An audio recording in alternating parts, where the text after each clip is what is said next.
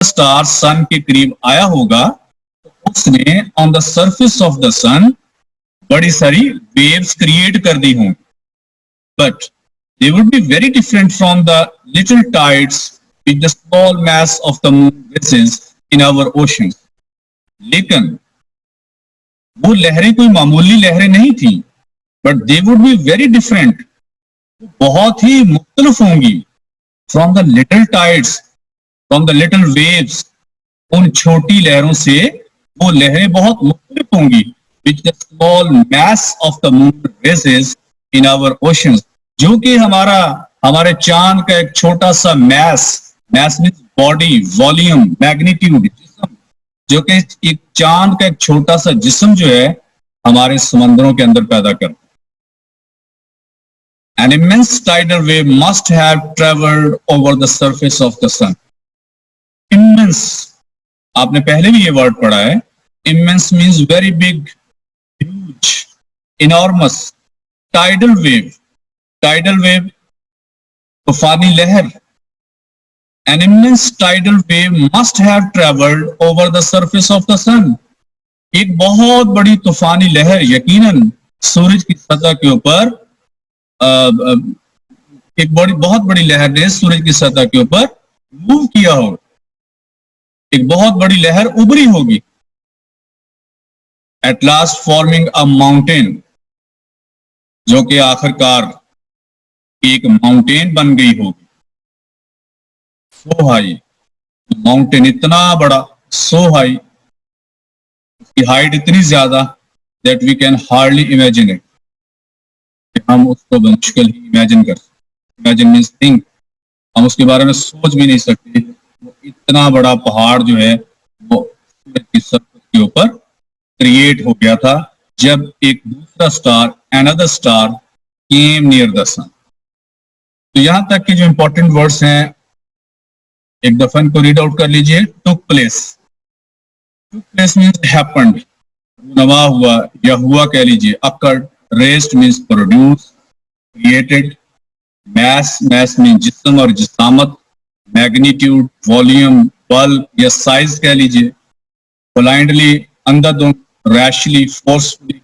Tides, tides means waves, लहरें।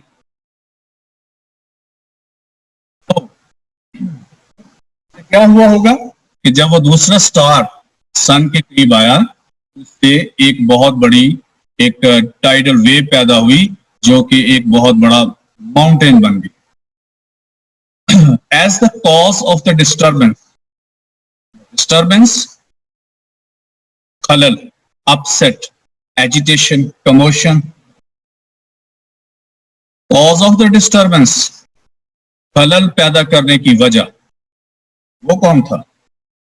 वो था दूसरा स्टार जो सन के करीब आया। वो दूसरा स्टार उसने आके प्रॉब्लम क्रिएट किया ना, उसने डिस्टरबेंस पैदा की। उसको राइटर ने कहा है the cause of the disturbance, खलल पैदा करने की वजह। Means another star as the cause of the disturbance came nearer and nearer, जैसे जैसे ये खलल पैदा करने की वजह यानी दूसरा स्टार करीब से करीब तर होता गया, the mountain would rise higher and higher. वो जो on the surface of the sun जो माउंटेन बना था वो ऊंचे से ऊंचा होता चला गया। जैसे जैसे वो करीब आए वैसे वैसे वो पहाड़ के जो पहाड़ है माउंटेन वो जो माउंटेन है on the surface of the sun वो ज्यादा से ज्यादा ऊंचा होता चला गया। And before the second star began to move away again, और इससे कबल के वो दूसरा स्टार पीछे हटना शुरू करता। स्टूडेंट्स, वो स्टार करीब आया लेकिन साथ टकराया नहीं। इससे पहले कि वो पीछे हटना शुरू करता, its tidal pull had become so powerful that this mountain was torn to pieces. उसके ऊपर मतलब उसकी कशिश सकल जिसको कहा जाता है, टाइडल पुल, टाइडल अट्रैक्शन।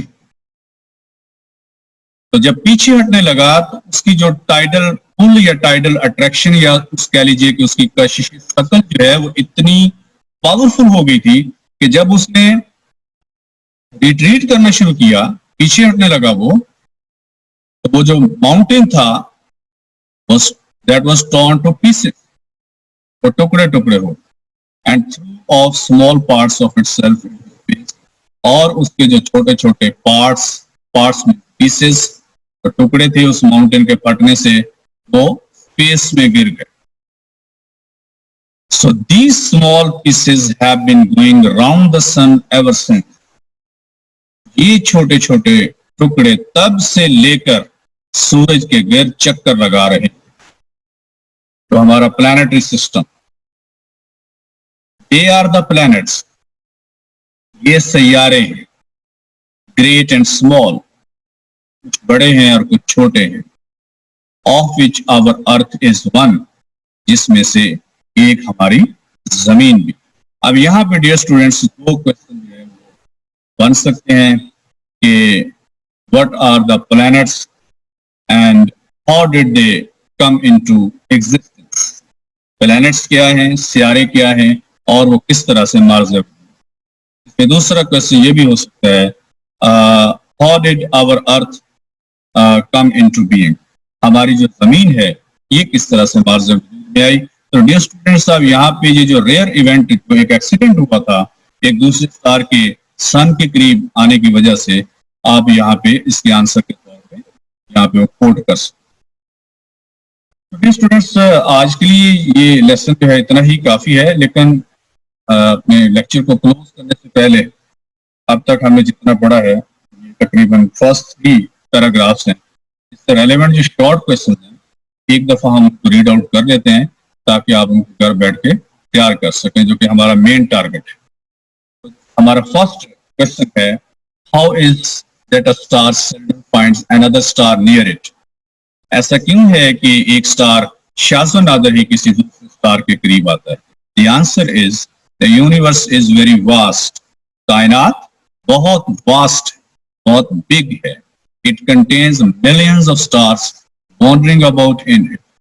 इसमें लाखों स्टार्स हैं जो कि इसके अंदर वॉन्डर करते हैं.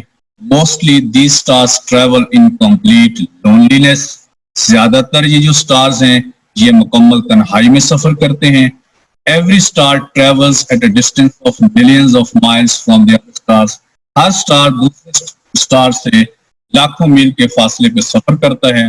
दैट इज वाई, यही वजह है, a star seldom finds another star anywhere near it, कि एक स्टार शाज़-ओ-नादिर ही किसी दूसरे स्टार के करीब आता है.